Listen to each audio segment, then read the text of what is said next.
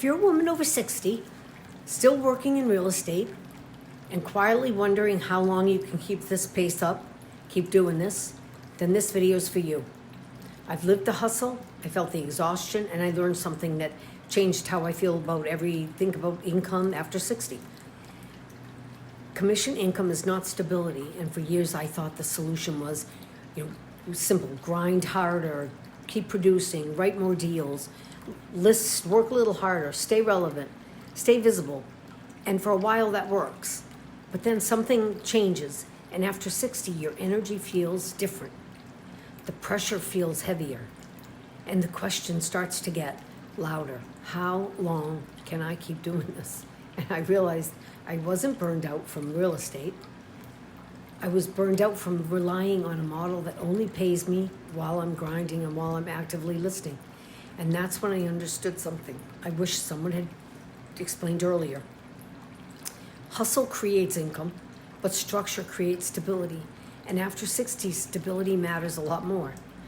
What does stability look like after 60, and especially in real estate? The part no one really wants to talk about? The industry rewards activity. It celebrates volume, and it praises the top producer. But it rarely asks a different question. What happens when you don't want to work at that pace, when you can't work at that pace anymore? What happens when your priorities shift? When your energy shifts? When your body shifts? This isn't about weakness, it's about the season. And what I began to realize was this: the commission model is a linear model. You work, you close, you get paid, and then you start over again. And at 35, that feels motivating. At 45, it feels normal. But at 60, it feels exhausting. So I had to ask myself a different question. How do I sell more? Or how do I rely on less income? And that question changed everything. I didn't leave real estate. I didn't quit the industry. I changed my structure inside it and moved towards an income that was not dependent on the next deal, the next hustle. I focused on property management, recurring revenue, digital leverage, and building assets instead of just transactional assets. Because here's the truth: transactions pay you once, assets pay you repeatedly. And when you've been in this business as long as I have, long enough, you see the pattern. The agent who stays stressed stays transactional.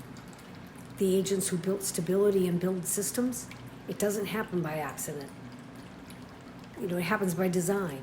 And if you're watching this and thinking, I don't have retirement savings, I can't afford to slow down, I can't afford to stop, and I don't even know where to start. I understand that. I've been there. But here's what I also know. It's not too late. Over 60 is not the ending of your earning potential. It's a season where you stop trading time for income. You stop trading hours for dollars. And you start building income. In the next few series, I want to walk you through what stability looks like, especially in real estate after 60. The first shift you can make that doesn't require you to double your hustle. I was sitting with a group of agents, and out of 14 agents, 9 of us were over 60. Well, actually, a couple over 72. But nobody had any savings for retirement. So we're definitely not alone. If you're in this, if you hadn't planned for retirement, I was volunteering in animal rescue and thought my retirement was being planned, and it wasn't. My bad. Well, moving on, let's plan this together and go into the next decade, not trading hours for dollars, but designing passive income.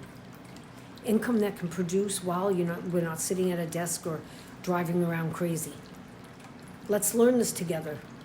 Hit subscribe and hit the like button and the bell for notifications, and we can build this together. The series is going to be continued, and solutions will follow for Income Rewind. Thanks.